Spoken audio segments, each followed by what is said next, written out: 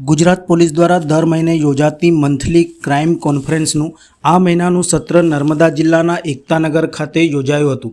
એક દિવસીય કોન્ફરન્સમાં રાજ્યભરના વરિષ્ઠ પોલીસ અધિકારીઓ ઉપસ્થિત રહ્યા હતા। આ બેઠકમાં છેલ્લા એક મહિનામાં કરાયેલી કામગીરીની સમીક્ષા તેમજ આવનારા સમયની રણનીતિ, પોલીસ તંત્ર દ્વારા ગુનાખોરી ઉપર નિયંત્રણ લાવવા, કાયદો અને વ્યવસ્થાની સ્થિતિ મજબૂત કરવા તેમજ જનહિતના મુદ્દા ઉપર વધુ અસરકારક રીતે કામગીરી માટે ચર્ચા વિચારણા કરાઈ હતી। પરિષદમાં ડીજીપી વિકાસ સહાયે જણાવ્યું હતું કે છેલ્લા કેટલાક સમયથી વ્યાજખોરોની વિરુદ્ધમાં ગુજરાત પોલીસે અભિયાન શરૂ કર્યું છે। જુલાઈમાં વ્યાજખોરોની વિરુદ્ધમાં 64 એફઆઈઆર કરી 105 આરોપીઓને પકડીને કાર્યવાહી કરી છે। વ્યાજખોરો સામે પોલીસ કાર્યવાહી સાથે સાથે અમે લોકોને અધિકૃત માધ્યમોથી લોન મળે તે માટે 71 લોન મેળા કર્યા છે। આ વર્ષમાં વ્યાજખોરો સામે 400 જેટલી એફઆઈઆર કરી 956 આરોપીઓ સામે ગુનો નોંધ્યા છે। 15 માર્ચ 2025 પછી ગુંડા તત્વોના ગેરકાયદે 750 બાંધકામ તોડ્યા હતા, જેમાં 623 બાંધકામ સરકારી જમીન ઉપર હતા। સાયબર ક્રાઇમનો ભોગ બનેલાઓને જુલાઈ મહિનામાં અંદાજિત ₹28 કરોડની રકમ પરત અપાવી હતી। આ બેઠકમાં રાજ્યના વરિષ્ઠ પોલીસ अधिकारियों, रेंजना आईजी, जिला पुलिस वड़ाओं हाजिर रहा था। गुजरात के जो वरिष्ठ पुलिस अधिकारीगण हैं, हमारे गुजरात में 4 पुलिस कमिश्नरेट्स हैं और 9 रेंज हैं और उसके अलावा एक रेंज रेलवे का। तो इन सब के जो हेड्स हैं, पुलिस कमिश्नर्स और रेंज हेड्स, इनका हम हर महीने एक क्राइम कॉन्फ्रेंस रखते हैं और पिछले महीने जो हमारी कामगिरी हुई है पुलिस के अलग अलग विषयों में, उसके बारे में हम चर्चा करते हैं और भविष्य में क्या रणनीति अपनाने की ज़रूरत है उसके बारे में हम एक दूसरे से विचार विमर्श करते हैं। इस बार की क्राइम कॉन्फ्रेंस हमने एकता नगर में रखा और आज के क्राइम कॉन्फ्रेंस में जुलाई महीने में गुजरात पुलिस के अलग अलग एकमों में जो कामगिरी अलग अलग विषयों पे हुई है उसकी हमने आज चर्चा की है। ज़्यादातर हम लोग इस क्राइम कॉन्फ्रेंस में पुलिस कमिश्नरेट का अलग से और जिलाओं का अलग से रखते हैं, क्योंकि हम ये मानते हैं कि अर्बन पुलिसिंग और रूरल पुलिसिंग ये 2 अलग अलग प्रकार के होते हैं, उनके चैलेंजेस अलग प्रकार के होते हैं, उनकी स्ट्रैटेजीज़ भी अलग प्रकार की होती हैं। इसलिए हमने अलग अलग प्रेजेंटेशंस के माध्यम से कमिश्नरेट्स के अलग से और जिलाओं का अलग से हमने ये रखा था। लेकिन ओवरऑल मैं आपको बताना चाहूँगा कि जुलाई महीने में हमने जो आज चर्चा की उसमें हम लोग जो पिछले कई समय से व्याजखोरों के विरुद्ध में गुजरात राज्य में अलग अलग एकमों के तरफ से जो असरकारक और परिणामलक्षी कार्यवाही की जा रही है उसकी भी हमने आज समीक्षा की। और इस समीक्षा के दरमियान हमें यह मालूम चला कि जुलाई महीने में ऐसे कुल 64 व्याजखोर थे जिनके विरुद्ध में हमने एफआईआर दाखिल किया और इन 64 केसेस में 105 आरोपी को गिरफ्तार करने की भी कार्यवाही की गई। हम व्याजखोरों के विरुद्ध में जो कार्यवाही करते हैं, एफआईआर दाखिल करते हैं, उसके अलावा हम लोग लोन मेला का भी आयोजन करते हैं कि जिसके कारण जो लोग को सचमुच किसी लोन की ज़रूरत है तो अधिकृत सोर्स से, अधिकृत स्रोत से उन्हें लोन मिले, उसकी व्यवस्था करते हैं। इस तरह का लोन मेला का आयोजन जो होता है जुलाई महीने में पूरे राज्य में करीब 71 लोन मेला का आयोजन हुआ था। हमने इस वर्ष की खाली बात करें तो इस वर्ष में करीब 400 एफआईआर दाखिल हुए हैं व्याजखोरों के विरुद्ध में और उसमें करीब 956 आरोपियों को पकड़ने की कार्यवाही की गई है और 238 लोन मेला 2025 के साल में गुजरात के राज्य के अलग अलग जगह पे हमने आयोजन किया है। दूसरा, आप हमारा एक कार्यक्रम जानते हैं कि कोई भी व्यक्ति का कोई भी चीज़ गुम हो जाता है और पुलिस उसके मुद्दा माल की तरह जब कब्जा करती है तो कोर्ट के साथ संकलन करके नियम के मुताबिक ये हम उनका पैसा या उनका कोई भी ऑर्नामेंट होता है, कुछ भी होता है, उनको हम वापस करते हैं। ये प्रोजेक्ट हमारे गुजरात राज्य का पिछले कई दिनों से बहुत ही सफलतापूर्वक हो रही है। इसका नाम है तेरा तुझको अर्पण। तो तेरा तुझको अर्पण की बात करें तो सिर्फ जुलाई महीने की बात करें तो गुजरात राज्य के अलग अलग एकमों में ऐसे करीब 761 कार्यक्रम तेरा तुझको अर्पण का हुआ और उस 761 कार्यक्रम में करीब करीब 25 करोड़ रुपए का मुद्दा माल हमने ओरिजिनल लोगों को वापस किया। और इस साल की बात करें 2025 की तो इस साल हमने कुल मिलाकर 127 करोड़ का मुद्दा माल तेरा तुझको अर्पण के कार्यक्रम में हमने लोगों को वापस किया है। उसी तरह हमारे लोगों के साथ संबंध और संकलन बना रहे और स्थानिक कक्षा पे क्या प्रॉब्लम्स हैं, क्या इश्यूज़ हैं, क्या विषय हैं, उसको जानने के लिए गुजरात पुलिस पिछले कई समय से तृण वात तमारी तृण अमारी ऐसा एक कार्यक्रम का आयोजन हम लोग करते हैं। ये कार्यक्रम हर पुलिस स्टेशन में, हर चौकी में और हर आउटपोस्ट में होता है, जिसमें वहाँ का जो इंचार्ज पुलिस अधिकारी होता है वो स्थानिक लोगों के साथ हर 2 महीने में कम से कम एक बार ज़रूर मिलता है और स्थानिक प्रश्नों को जानने की वो प्रयत्न करता है और जो भी स्थानिक प्रश्न के ध्यान पे आता है उस प्रश्न का निराकरण के लिए, सॉल्व करने के लिए प्रॉब्लम को वो कार्यवाही करते हैं। ये तृणवात तमारी तृण अमारी का जुलाई महीने में पूरे राज्य में करीब 212 कार्यक्रम का आयोजन किया गया था। उसी तरह आज हमारे सामने साइबर क्राइम का चैलेंज जो है बहुत बड़ा है। तो साइबर क्राइम के चैलेंज को हम लोग किस तरह टैकल कर पाएँ, उसके लिए काफ़ी दिन से हम लोग चर्चा विचारणा कर रहे थे। आपको जान के ये खुशी होगी कि अभी बहुत ही जल्दी गुजरात सरकार ने एक प्रोजेक्ट हमारा मंजूर किया है,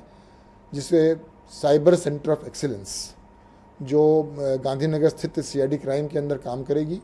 और साइबर सेंटर ऑफ एक्सीलेंस के माध्यम से हम लोग साइबर क्राइम और साइबर सिक्योरिटी के इस चैलेंज को लड़ाई करने में हमें सफलता मिलेगी।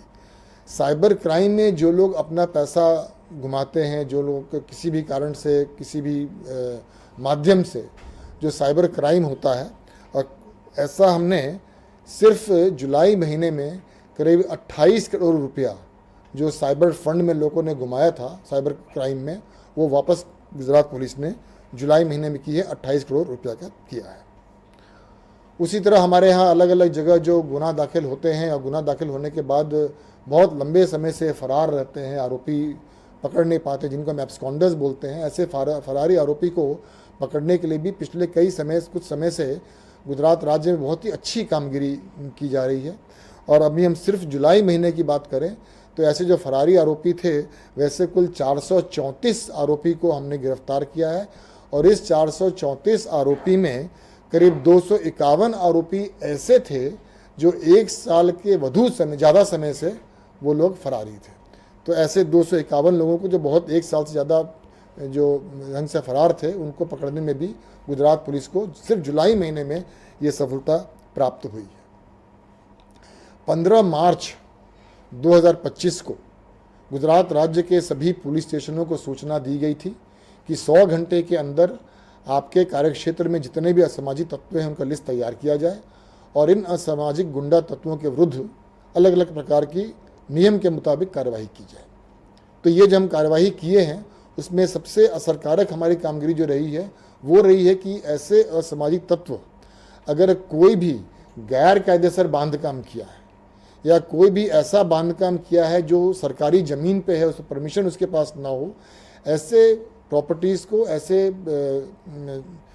उन बिल्डिंग्स को हम आइडेंटिफाई करते हैं, खास करके असामाजिक तत्वों का, और फिर उसका हम लोग कायदेसर का जो प्रक्रिया होती है उस प्रक्रिया के मुताबिक उनको हम डिमोलिशन करते हैं। तो अगर हम बात करें तो 15 मार्च 25 के बाद ऐसे 750 से भी अधिक डिमोलिशंस गुजरात पुलिस ने की है और उस 750 में से 630 से ज़्यादा तो ऐसे डिमोलिशंस हैं जो सरकारी ज़मीन पर कब्जा करके गैर कायदेसर ढंग से उन्होंने बांधकाम किया हुआ था। ये बांधकाम में दुकान भी आ जाता है, मकान भी आ जाता है, फार्म हाउसेस भी आ जाते हैं। ऐसे बड़े बड़े असामाजिक तत्वों के स्ट्रक्चर्स को हमने डिमोलिश किया है। उसके साथ साथ जो लोग बार बार गुनाह करते हैं, तो पहले गुनाह में अगर उन्हें जामीन मिली है और जामीन का अगर कोई भी कंडीशन भंग उन्होंने किया है तो जामीन रद्द करने के लिए भी हम कोर्ट के साथ संकलन करके ये कार्रवाई करते हैं। अगर हम बात करें 15 मार्च के बाद से तो ऐसे कुल 824 आरोपियों को हमने आइडेंटिफाई किया था जिन्होंने जामीन भंग किया है और जामीन भंग किया और जामीन कैंसिल करने का प्रपोजल हमने कोर्ट को भेजा है और कोर्ट की तरफ से हमें बहुत ही अच्छा सहकार मिल रहा है। अभी तक इस 824 में से 106 ऐसे आरोपियों हैं जिनका जामीन कोर्ट ने रद्द किया है। उसके बाद ऐसे असामाजिक तत्व होते हैं जो गैर कायदेसर बिजली का कनेक्शन ले लेते हैं, तो उसकी भी हम इंक्वायरी करते हैं और अगर ऐसा मिलता है तो उसके विरुद्ध में कार्रवाई कायदेसर का करते हैं। ऐसे हमने 2190 इलीगल कनेक्शन जो थे बिजली के, उसका हमने उनके विरुद्ध में कायदेसर कार्रवाई हमने 15/3/2025 के बाद हमने किया है असामाजिक तत्वों के विरुद्ध में। और ये जो हम असामाजिक तत्वों के विरुद्ध में जो कार्रवाई कर रहे हैं उसका परिणाम भी हमें देखने को मिल रहा है। मैं गुनाह के आंकड़कीय माहिती के बारे में बहुत ज़्यादा बोलना नहीं चाहता हूँ, क्योंकि हम सब जितने भी वरिष्ठ पुलिस अधिकारी यहाँ मिलते हैं, हम सब का ये मानना है कि गुनाह का आंकड़ा तो महत्वपूर्ण है, लेकिन उससे अधिक महत्वपूर्ण है कि पुलिस की व्यवस्था कैसी है। अगर पुलिस की व्यवस्था अच्छी हो तो आंकड़ा की माहिती अपने आप घट जाएगी, गुनाह अपने आप घट जाएगा। लेकिन हमारी जो व्यवस्था है वो व्यवस्था की हम समीक्षा करते हैं, उस व्यवस्था में किस तरह की इम्प्रूवमेंट्स की ज़रूरत है, किस दिशा में ज़्यादा काम करने की ज़रूरत है, उसके बारे में हम वरिष्ठ पुलिस अधिकारीगण हर महीने मिलते हैं, उसके बारे में चर्चा करते हैं। और इस तरह की व्यवस्था को इम्प्रूव करने की प्रक्रिया के कारण हमारे सभी मेजर हेड्स में पिछले साल से और उसके पहले के सालों से इस साल हमें गुनाह में थोड़ा घटाड़ा जरूर देखने को मिल रहा है। लेकिन जैसा कि मैंने पहले भी आपको कहा कि आंकड़ा की माहिती, आंकड़ा की जो स्टैटिस्टिक्स है, उससे अधिक इम्पोर्टेंट ये है कि हमारी व्यवस्था कैसी चल रही है और व्यवस्था में किस तरह का इम्प्रूवमेंट लाया जा सकता है। असामाजिक तत्वों के विरुद्ध में हम जानते हैं कि हम लोग पासा का केसेस करते हैं। अगर हम बात करें इस साल तो कुल हमने 2200 से अधिक पासा प्रपोजल्स भेजे और उसमें से 1750 जैसे पासा वारंट इशू भी हुए हैं। ऐसे 1750 असामाजिक तत्वों को हमने इस साल पासा में डिटेन किया है। उसी तरह तड़ीपार की भी कार्रवाई हम करते हैं असामाजिक तत्वों के विरुद्ध में। इस साल हमने करीब 1,500 प्रपोजल्स तड़ीपार का किया था और उसमें से करीब 250 से 300 के बीच का हमें तड़ीपार का ऑर्डर्स भी प्राप्त हुआ और उनको हमने तड़ीपार भी किया है। तो असामाजिक गुंडा तत्व जो गुजरात राज्य में है, जिनको हम आइडेंटिफाई करते हैं, उनके विरुद्ध में अलग अलग ढंग से डिमोलिशन हो गया, बिजली का हो गया, बेल कैंसिलेशन हो गया, पासा हो गया, तड़ीपार हो गया, उनके ऊपर सर्वेलेंस की बात हो गई, उनके विरुद्ध में हम बहुत ही असरकारक कामगिरी कर रहे हैं और उसका परिणाम हमको अभी साफ देखने को भी मिल रहा है। एक नया चीज़ हमने इस बार शुरू किया जिसके बारे में ज़रूर बोलना चाहूँगा कि पुलिस स्टेशन की स्वच्छता, पुलिस स्टेशन की व्यवस्था और पुलिस स्टेशन में जो लोग आते हैं उनके साथ पुलिस अधिकारियों और कर्मचारियों के व्यवहार, इन सब विषयों को ध्यान में रख के हमने एक व्यवस्था बनाई थी पुलिस स्टेशन रैंकिंग की। और हमने सब पुलिस कमिश्नर्स को और जिलाओं के सब पुलिस अधीक्षकों को सूचना दी थी जुलाई और अगस्त महीने में अपने कार्यक्षेत्र के जितने पुलिस स्टेशन हैं उन पुलिस स्टेशन की आप रैंकिंग कीजिए और फर्स्ट, सेकंड, थर्ड जो भी पुलिस स्टेशन आता है तो उस पुलिस स्टेशन के थाना अधिकारी को भी, थाना इंचार्ज को और पुलिस अधिकारी कर्मचारी को इनाम दीजिए। तो ये हमने पूरी प्रक्रिया अभी शुरू की है और पुलिस स्टेशन रैंकिंग हर पुलिस कमिश्नरेट में और हर जिले में पूरी कर ली गई है। और इसके कारण मेरा ऐसा मानना है, मेरा ऐसा विश्वास है कि पुलिस स्टेशन की काम करने की जो पद्धति है, पुलिस स्टेशन में जो स्वच्छता है, पुलिस स्टेशन के लोगों के साथ जो व्यवहार है, उस व्यवहार में भविष्य में आज हम ज़्यादा अच्छा काम कर पाएंगे, हम ज़्यादा अपने आप को इम्प्रूव कर पाएंगे। पुलिस स्टेशन रैंकिंग में इन सब चीज़ों को ध्यान में रख के हमने पैरामीटर्स बनाया है और ये हमने हर 6 महीने में हम पुलिस स्टेशन का रैंकिंग गुजरात राज्य में करने की हमने ये शुरुआत की है। पहला हमने अभी अगस्त महीना में अभी हमने कुछ दिन पहले ही इसको पूर्ण किया है। ओवरऑल मैं ये कहना चाहूँगा कि हम हर महीने जो ये क्राइम कॉन्फ्रेंस करते हैं उसमें वरिष्ठ पुलिस अधिकारियों एक दूसरे से मिलते हैं तो अलग अलग विषयों पे बहुत डीपली हम लोग चर्चा करते हैं। फील्ड लेवल पे जो प्रॉब्लम्स होता है उन प्रॉब्लम्स को डिस्कस करते हैं, उस प्रॉब्लम का हल क्या हो सकता है उसके बारे में डिस्कस करते हैं। अगर कुछ ऐसा हल है जो डीजी ऑफिस से किया जा सकता है तो उसके बारे में चर्चा करते हैं। कुछ ऐसा होता है जो सरकार लेवल पे जाना होता है तो वहाँ पे जाने की हम बात करते हैं। लेकिन ओवरऑल जितने भी अधिकारी आते हैं वो सबका 20, 25 साल, 30 साल अनुभव वाले अधिकारी यहाँ आते हैं और हम लोग 2-3 घंटा साथ में मिलते हैं, चर्चा करते हैं तो उससे बहुत सारे नए नए चीज़, बहुत सारे नए नए वस्तुओं के बारे में, विषयों के बारे में हमको मालूम चलता है। और क्राइम कॉन्फ्रेंस से हमारी जो पुलिस, गुजरात पुलिस की जो पूरी व्यवस्था है उसको सुधारने में हमको इससे मदद मिलती है।